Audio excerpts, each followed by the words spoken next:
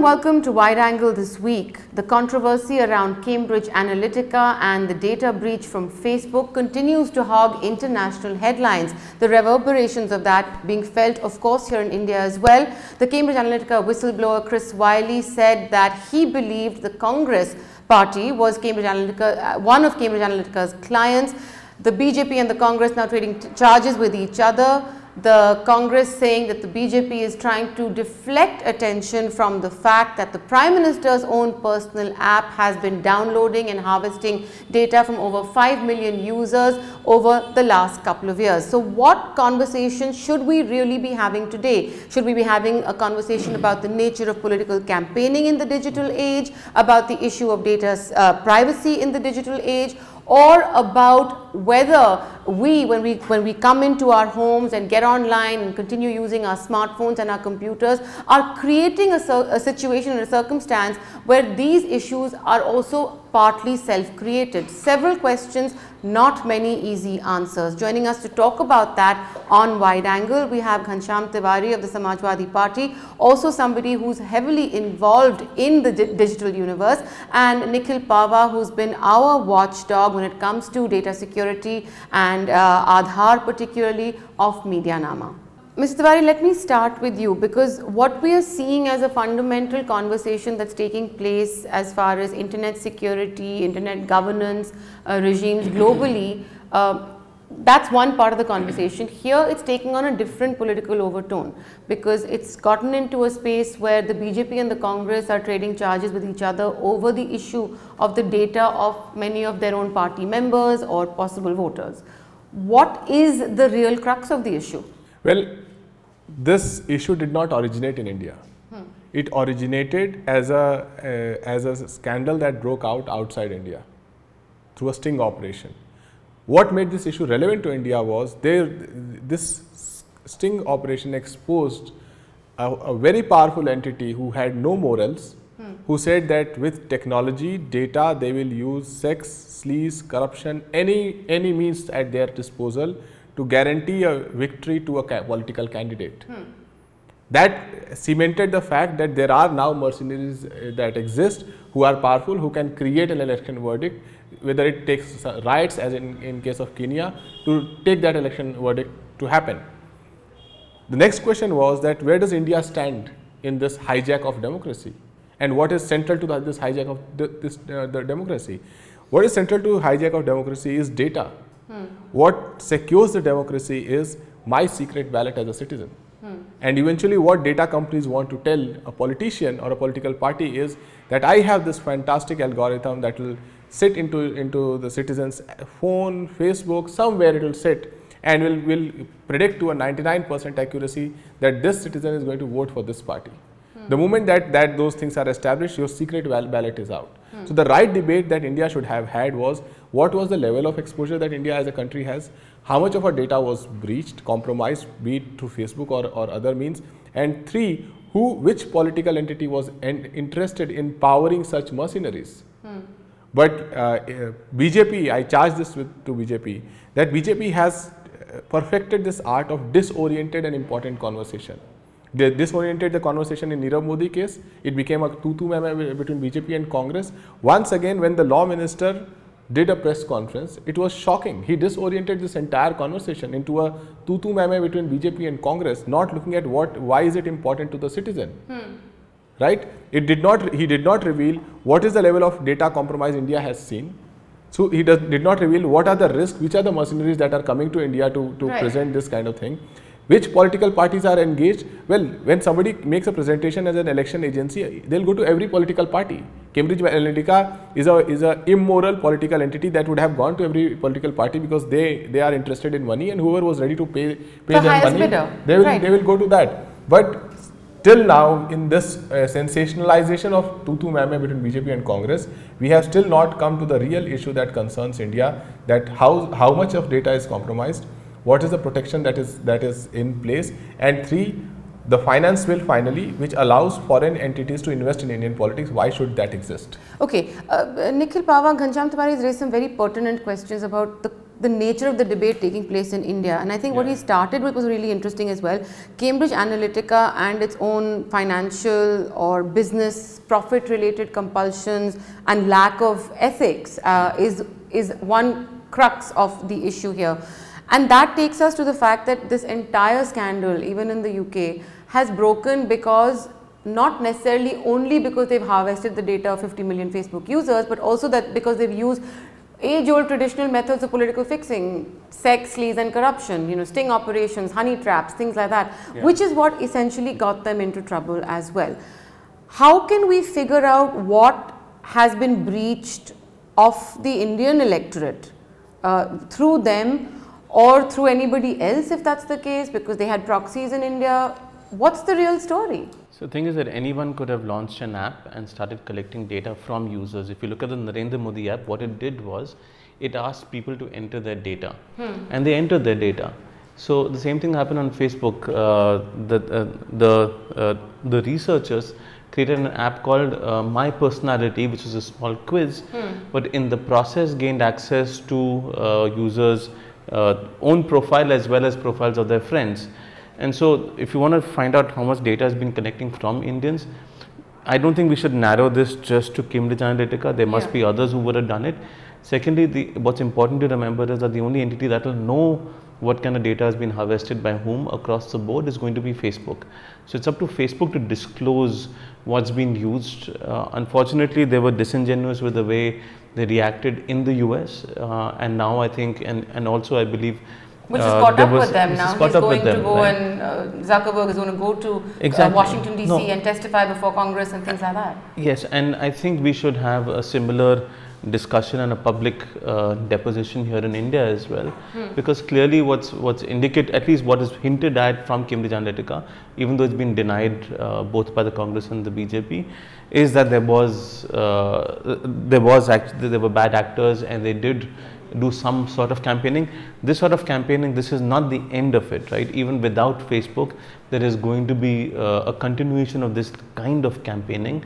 We're too addicted to our technology as well. It's not just about us being addicted to a technology. I mean, the thing is that many apps that take data from you, they don't need to take that much data from you, but they do. So for example, many of us use flashlight apps. Yeah. They take access to your contact list.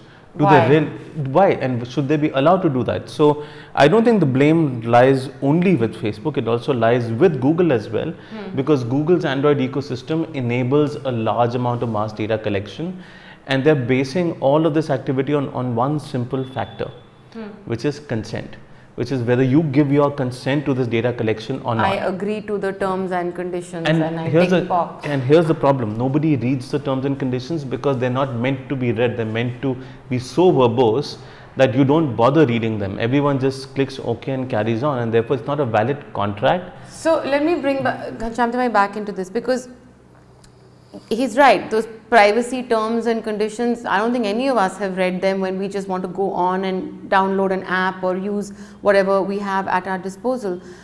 But legally, the apps who have asked for this are behind that firewall, in the sense that we've done this, you signed on. The issue of consent is therefore a little more ambiguous. In the case of the Prime Minister's app, I think there's two issues that arise. One is that, to the best of my knowledge, there was no signing off on consent when it asked you for all this information. And the second is that, should a Prime Minister, a sitting Prime Minister, have an app which is personal, which is then using this information? I mean, is it connecting him to the Prime Minister? Is it connecting the voter or the supporter to the Prime Minister's office? In that case, shouldn't it be a Prime Minister's office app? Or is it connecting him to the individual politician? Well, there are two aspects to it. One is a foundational aspect, that when this government said Digital India, all the nice slogans of Digital India, we'll connect every village, right? While they were connecting every village, and they still are, and they are saying Digital India, those slogans continue, every village was also getting a Chinese mobile. Correct. And American company Facebook, American company WhatsApp, also on the same, Paytm coming in, right? Not preloaded, but still coming into the user, because these were attractive services for the users. Many of them were preloaded. And preloaded also. So eventually, on Chinese mobile, foreign software, my country's data exists. So this government that was serious about, I'm talking about the foundational aspect, this government that was serious about a digital India should have looked at the foundation of it, that now that there's so much that data that is getting out there and our citizens are broadly misinformed or uninformed about it, right? What is the protection that you want to build in? The government did not build in enough protection, did not even encourage a dialogue of protection.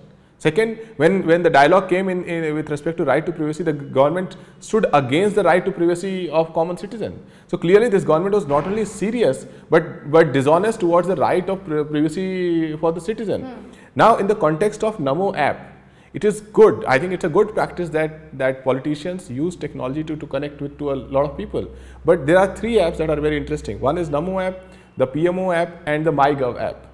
They take different level of permissions. NaMo app takes sweeping permissions, 22 permissions from your mobile, with a privacy policy that used to say that we will not share your data with third party, which after this thing broke out started saying that we may share your data with third party for analysis.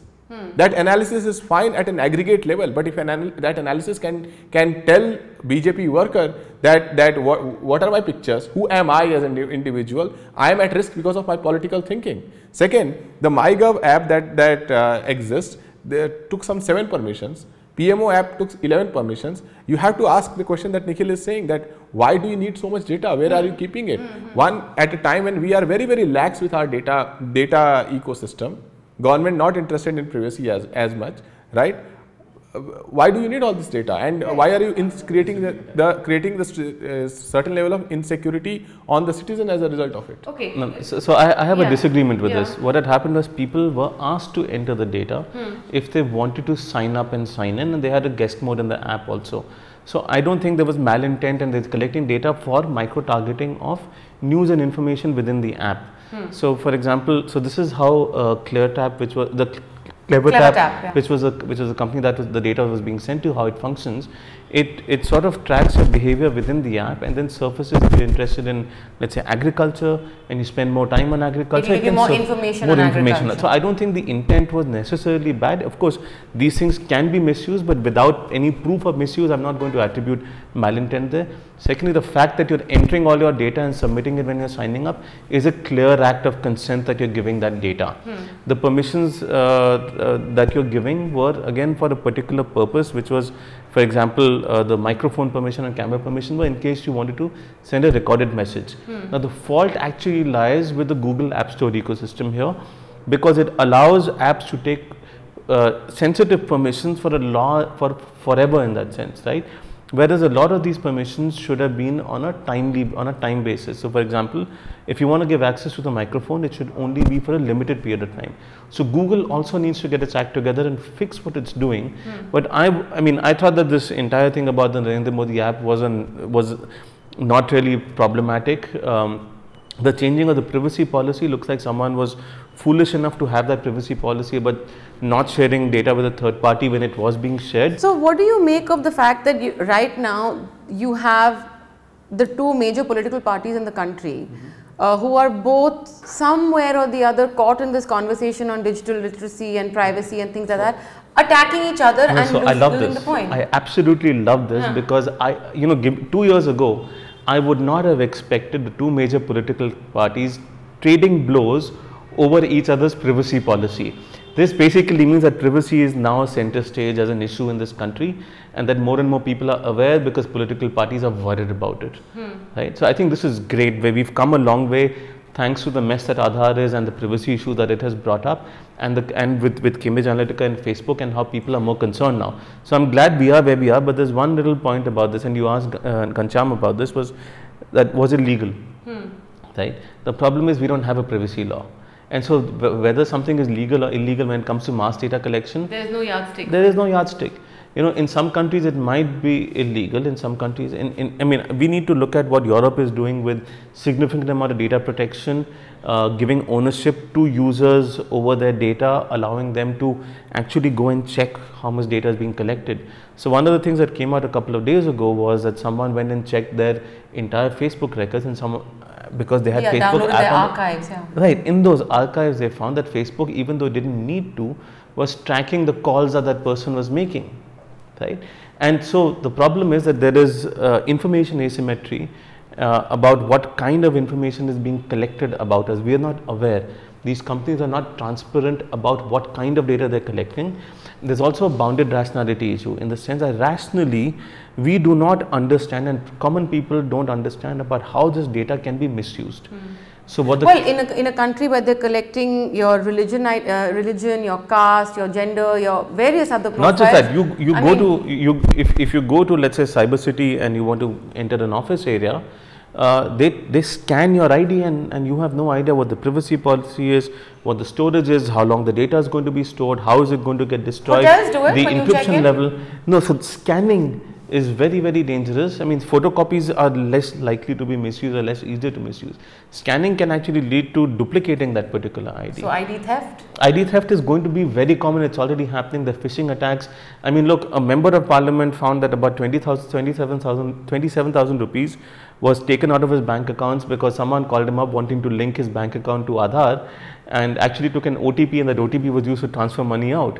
So, you know, these are things that are going to increase with time because of how lax this country has been when it comes to protecting people's privacy, and there's a bounded rationality issue, which means that we don't understand the implications of all the data that we're giving. So, Ghanshyam Tiwari, tell me something, as a member of a regional political party, a national political party as well in a sense, what Nikhil is saying is interesting, that he says that today the fact that the two largest political parties are actually having a conversation on digital privacy is itself a good thing.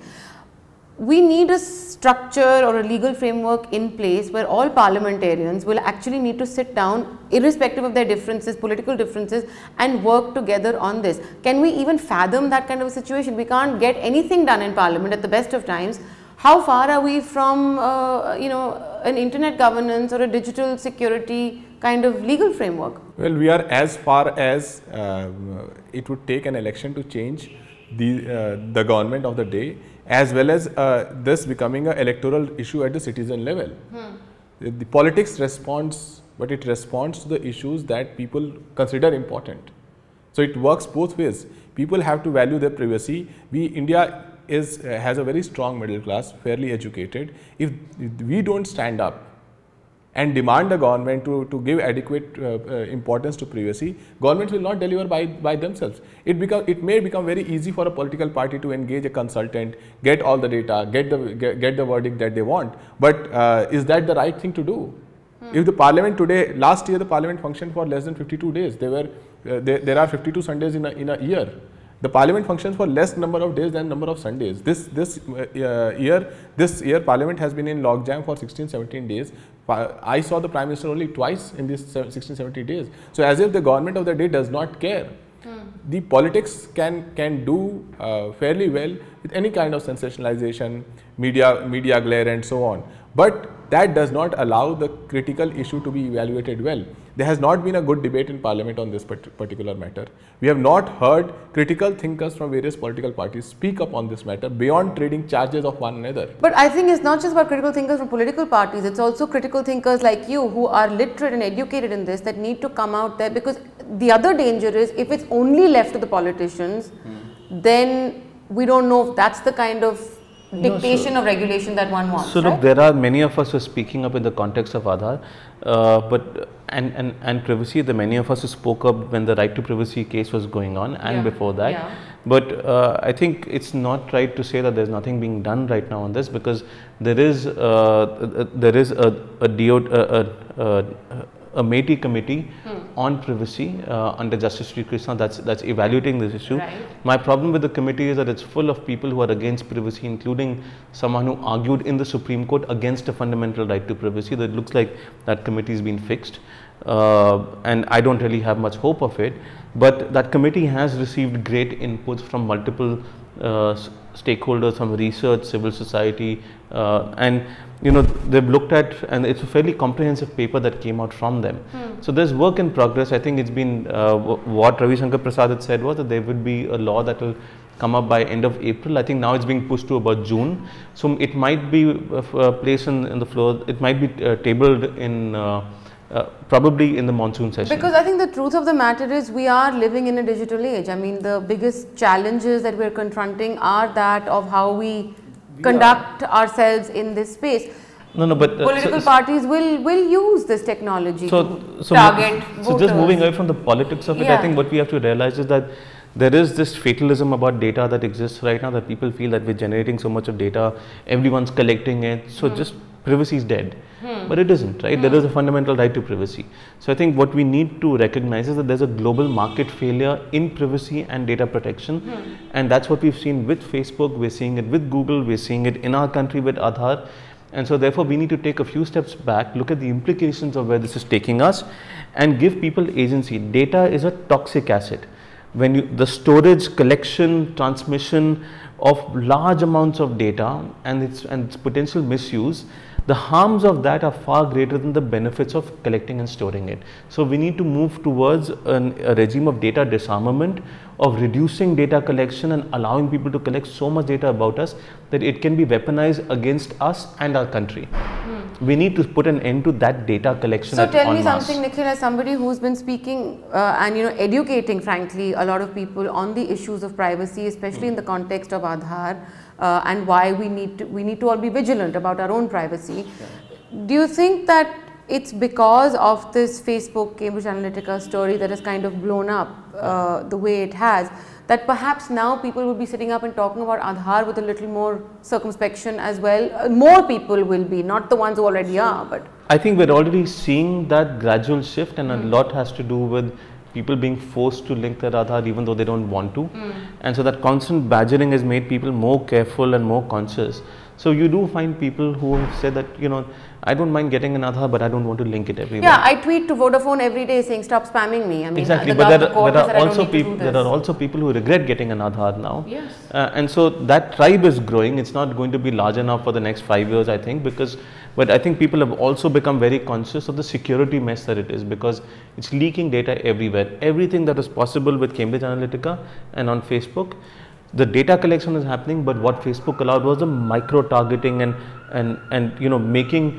figuring out where you might be vulnerable, what your predilection is on a particular issue, and then targeting you with very highly customized messaging to either make you more polarized or make you believe something that is not necessarily true. And so that is possible even here, but the platform may not allow it anymore.